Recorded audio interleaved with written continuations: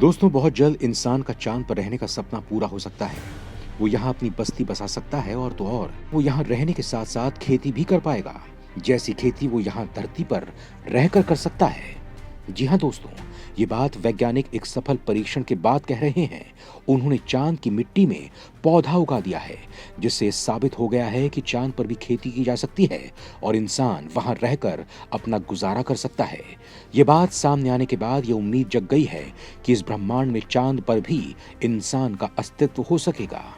वैज्ञानिकों ने ये चमत्कार कैसे करके दिखाया है, कैसे चांद की मिट्टी में खेती की जा सकती है और कैसे इंसान वहां बस सकेगा, ये सब हम जानेंगे इस वीडियो में। लेकिन उसके साथ ही जानेंगे कि चांद के साथ साथ वैज्ञानिकों ने पता लगा लिया है कि मंगल ग्रह की मिट्टी में भी पौधा उगाया जा सकता है, यानी कि मंगल ग्रह पर भी खेती की जा सकती है। दोस्तों, पृथ्वी के अलावा अगर कहीं जीवन मुमकिन हो सकता है तो उसमें मंगल ग्रह सबसे आगे खड़ा नजर आता है। सालों से वैज्ञानिक इसे एक्सप्लोर कर रहे हैं, मंगल पर जीवन की संभावनाएं टटोल रहे हैं। इसके साथ ही साइंटिस्ट भविष्य में इस ग्रह पर कई मिशन लॉन्च करने की उम्मीद जताते हैं।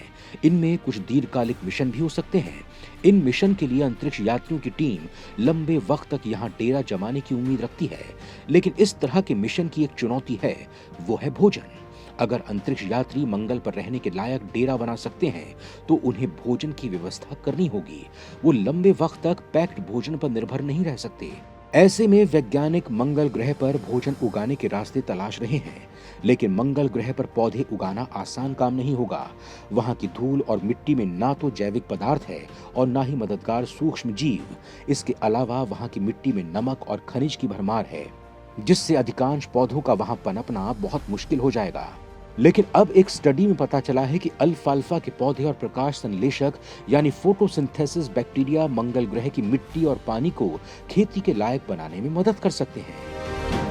Space.com की रिपोर्ट के अनुसार रिसर्चर्स ने मंगल ग्रह की मिट्टी और पानी का ज्यादा से ज्यादा लाभ उठाने के तरीकों की जांच की है। क्योंकि लाल ग्रह की मिट्टी ज्यादातर ज्वालामुखी रॉक से उखड़ी है, इसीलिए वैज्ञानिकों ने भी अपने प्रयोग में ज्वालामुखी चट्टानों का इस्तेमाल किया। इस दौरान उन्होंने पाया कि जिस तरह से पृथ्वी पर एल्फाल्फा विकसित होती है, उसी तरह से बिना उर्वरक के ही मंगल पर भी उसके पौधे उग सकते हैं। दोस्तों, एल्फाल्फा का पौधा, जिसे आमतौर पर मवेशियों के खाने के लिए इस्तेमाल किया जाता है, यही नहीं, एल्फाल्फा का पौधा मिट्टी के लिए उर्वरक का काम भी करता है। इसके बाद वहां दूसरे पौधे भी उगाए जा सकते हैं, जिसमें शलजम, मूली और सलाद पत्ते शामिल हो सकते हैं, क्योंकि उन्हें ज्यादा पानी और ज्यादा देखरेख की भी जरूरत नहीं होती है। लेकिन इन सब के साथ एक समस्या ये है कि उन्हें पनपने के लिए साफ पानी की जरूरत होगी और शोधकर्ताओं को लगता है कि मंगल पर उपलब्ध नमकीन पानी को एक प्रकार के समुद्र बैक्टीरिया से उपचार कर ज्वालामुखी चट्टानों से छानकर फसलों के लिए साफ पानी तैयार किया जा सकता है। ये पहली बार है कि किसी बायो फर्टिलाइजर और एक सूक्ष्म जीव का बेसॉल्ट मिट्टी के लिए और नमकीन पानी के लिए सिमुलेंट्स के साथ प्रभावी उपचार बताया जा रहा है, जो फसलों के पनपने के लिए उपयोगी हो सकता है। मंगल पर मिट्टी कैसी मिलेगी, ये भी एक बड़ी दिक्कत हो सकती है, क्योंकि मंगल की मिट्टी की सटीक जानकारी अभी उपलब्ध नहीं है। इसके अलावा सिमुलेटेड मिट्टी में जहरीले परकोलेटेड नमक जैसे कुछ पदार्थ भी नहीं थे, जिन्हें मंगल पर साफ करने की जरूरत भी पड़ सकती है। लेकिन इसके बाद भी यह शोध कई उम्मीदें जगाने वाला माना जा रहा है। अल्फाल्फा का उत्पादन मंगल यात्रा के लिए कई सारी समस्याओं को एक साथ कम कर सकता है। वहीं चांद की बात करें तो चांद पर भी जीवन बहुत मुश्किल है, क्योंकि यहाँ रहने के लिए मौसम अनुकूल नहीं है, पीने के लिए पानी नहीं है, इसके साथ ही स्थिर तापमान भी नहीं है। इसके अलावा यहाँ की बाकी परिस्थितियां भी जीवन को पनपने में बहुत कठिन बनाती हैं। इसके साथ ही चांद पर फसल उगाना भी आसान नहीं होगा, क्योंकि वहाँ की मिट्टी पथरीली है। वहीं चांद पर कोई वातावरण नहीं है। यहाँ का तापमान दिन के दौरान 224 डिग्री फ़ारेनहाइट यानी 107 डिग्री सेल्सियस तक पहुँच जाता है। वहीं रात में ये -228 डिग्री फ़ारेनहाइट यानी -144 डिग्री सेल्सियस तक चला जाता है।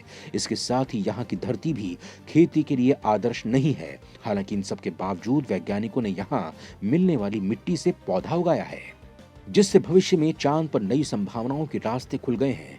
इनके बारे में एक स्टडी कम्युनिकेशंस बायोलॉजी जर्नल में प्रकाशित हुई है, जिसमें स्पष्ट तौर पर लिखा है कि चांद की मिट्टी में पहली बार फूल वाले पौधों को उगाया जाएगा।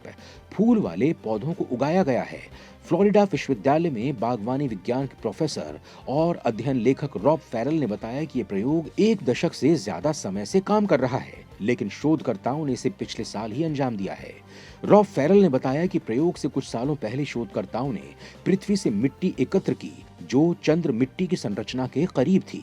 उन्होंने स्थलीय क्रेटर से मिट्टी का उपयोग किया। इसके साथ ही एक चंद्र मिट्टी जिसे JSC-1A के रूप में जाना जाता है, जो कि चंद्रमा की मिट्टी की नकल करने के लिए डिजाइन किए गए रसायनों का एक औद्योगिक मिश्रण है, उसके काम में लिया गया। वैसे तो चांद पर कोई वातावरण नहीं है, ऐसे में बाहरी कृषि असंभव है, इसीलिए शोधकर्ताओं ने एक प्रयोगशाला में चांद के जैसा वातावरण बनाया। फेरल कहते हैं कि चंद्रमा पर परिस्थितियों को देखते हुए आप केवल सतह पर बीज नहीं फेंक सकते हैं। फेरल का दावा है कि कठोर और हवा और ब्रह्मांडीय किरणों के कारण चंद्रमा की मिट्टी पृथ्वी पर पाए जाने वाली मिट्टी से अलग है। इसके साथ ही शोधकर्ताओं ने मिट्टी की दांतेदार प्रकृति और धात्विक खनिजों को देखते हुए अरबिडोप्सिस पौधे उगाने का निर्माण किया, जो यूरोप और एशिया का एक छोटा फूल वाला खरपतवार है। उन्होंने इस किस्म को इसलिए भी चुना क्योंकि अधिकांश दूसरे पौधों के विपरीत इसके जीन पहले ही मैप किए जा चुके हैं, जो प्रयोग में प्रजातियों की जीन को अध्ययन करना आसान बनाता है। अभी चांद की जिस मिट्टी में पौधे उगाए गए हैं, वो 2 वैक्यूम सील्ड डिब्बों में चंद्रमा से जमीन पर लाए गए थे। टीम ने यह भी पाया कि स्थलीय मिट्टी में उगाए गए पौधों की तुलना में चंद्र मिट्टी में उगाए गए पौधे शारीरिक और जैविक रूप से संघर्ष करते हैं। इसके साथ ही चंद्र मिट्टी में उगाए जाने वाले पौधे छोटे थे और उनमें पर्पल पिगमेंट होते थे, जो तनाव के संकेत हैं। उन्होंने नमकीन मिट्टी और हाई मेटल कंटेंट वाली मिट्टी जैसी मार्जिनल कंटेंट में उगाए जाने वाले पौधों के स्पेसिफिक जीन को भी व्यक्त किया। क्लाइव नील, जो कि एक नॉट्रडेम शोधकर्ता है और ल्यूनर एक्सप्लोरेशन में माहिर हैं, वो भी इस प्रयोग से सहमत हैं। उनके अनुसार ये पहला ऐसा प्रयोग था जिसने चंद्र रेजोलिथ का उपयोग करने की लीगैलिटी का परीक्षण किया था। नील का कहना है कि हालांकि ये कॉम्प्लिकेटेड बात है कि परिपक्व रेजोलिथ पौधे के विकास को रोकता है। चंद्र की मिट्टी में मैच्योरिटी सौर हवाओं और चंद्र सतह के अन्य इनसेशिएबल एस्पर्ट के संपर्क में आने के कारण है। और इसके साथ ही नील का कहना है कि अभी भी बहुत कुछ ऐसा है जो हम नहीं जानते हैं। हालांकि ये शोध अभी भी अपने शुरुआती चरण में है, फिर भी फेरल इस बात को लेकर उत्साहित हैं कि यह भविष्य में शोधकर्ताओं को कहां ले जा सकता है। उनका मानना है कि इसके जरिए जाना जा सकता है कि दूसरे ग्रहों पर कैसे पौधे एक सहायक प्रणाली के रूप में कार्य कर सकते हैं, जैसा कि पृथ्वी पर करते हैं। इसका एक मकसद ये भी है कि फेरल और उनकी टीम ये पता लगाना चाहती है कि मनुष्यों के लिए चंद्रमा और मंगल पर ज्यादा समय तक रहने के लिए पर्याप्त भोजन कैसे पैदा कर सकती है, और अगर पौधे सौर मंडल में कहीं और एक सहायक प्रणाली के रूप में काम कर सकते हैं तो मनुष्य अपने साथ क्या ला सकते हैं। इस पर निर्भर रहने के बजाय अपना भोजन स्वयं प्रदान कर सकते हैं। ऐसे में शोध भविष्य में दूसरे ग्रहों पर जीवन को लेकर कई पहलुओं को समझने में मदद करेगा। इससे पहले अमेरिका के पूर्व एस्ट्रोनॉट बज एल्ड्रिन ने एक बार चांद रेजोलिथ को रेफरेंस किया था, जो मिट्टी के समान होती है। ये इस तरह से होती है जैसे टेल्कम पाउडर होता है। चंद्र मिट्टी के नमूनों का अध्ययन करने वाले शोधकर्ताओं ने इसे कांच मुक्त, धात्विक और खनिजों से संपन्न बताया था, जो कि धरती पर मौजूद नहीं है।